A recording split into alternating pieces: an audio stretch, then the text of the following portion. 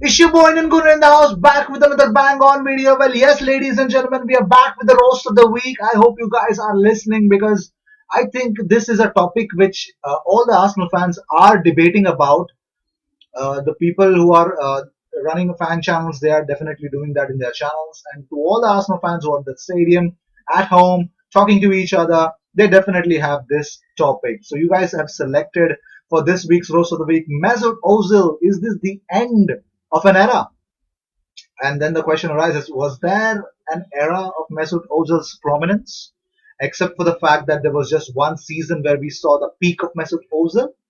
But then the question also comes back to haunt you that why did Real Madrid actually sell Mesut Ozil? Isn't that the case? And we all were excited when Mesut Ozil was making his way to Arsenal, and we all know how under the wraps the whole job, the whole transfer was done. And it was really great to see a talent like Mesut Ozil, a playmaker, yeah, a central attacking midfielder, and who is definitely an extinct kind of a genre of footballers who are quite extinct nowadays. Very few are actually left behind. But then you ask a question: is it enough? Has Mesut Ozil deserved the amount of disrespect that he's actually getting, or rather, a strict how should I say this? A strict action taken by Unai Emery, perform or perish, and that is the reason why Mesut Ozil is not getting the chances. Does he deserve those chances? Well, we all saw in the preseason that he just changed his hair color and he was looking quite sharp. And I think it was quite clear to him as well that I think Unai Emery might have made it quite clear to him that if you don't perform, you just have to get lost. And probably that could have changed the scenario a little bit. But still, the performances did not come. He just got two chances to prove that this season.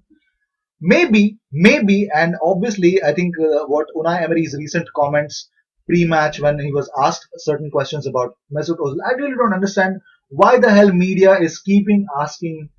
They keep on asking him the same question. Why is it Mesut Ozil not on the bench? Why do they want to know that? Why is that a question?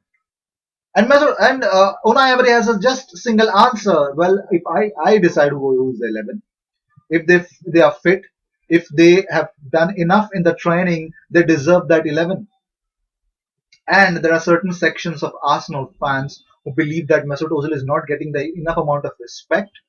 He should at least be on the bench. And do what? Warm it?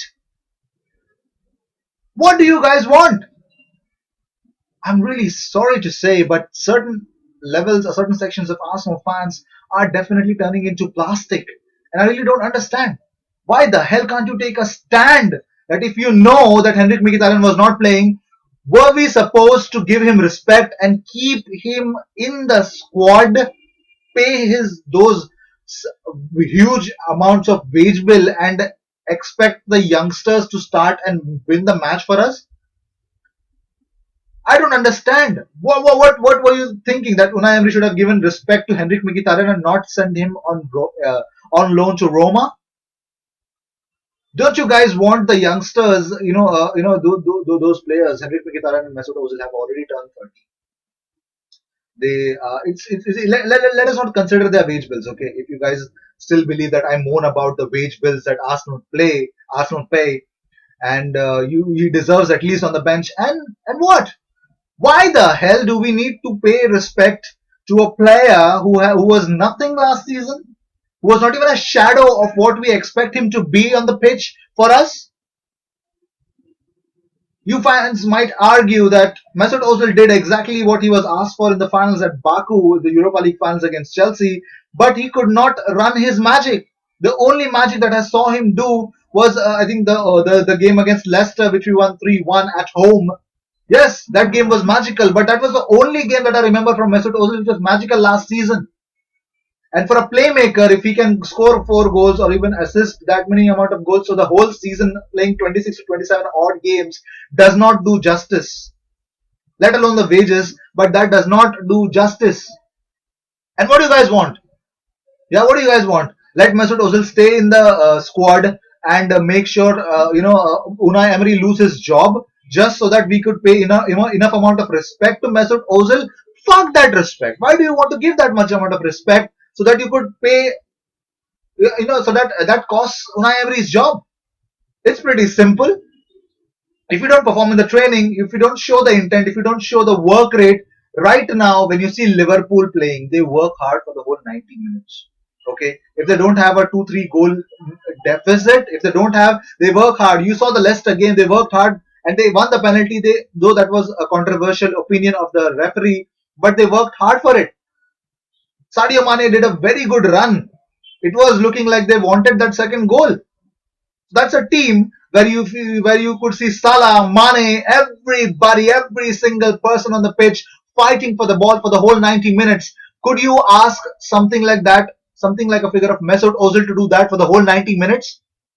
In what universe is he asking to give him all the 90 minutes?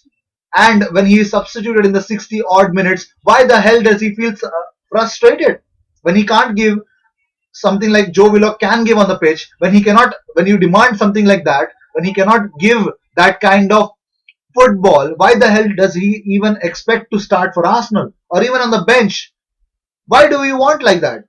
Why do you need a player like that?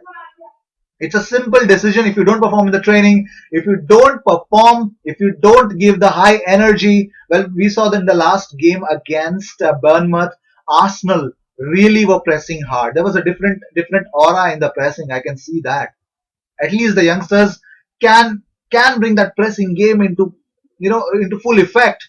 And I can't see a guy like Mesut Ozil who can add up to the headaches of the opposition, at least by pressing. And that's the reason why, yes, it's the end for Mesut Ozil.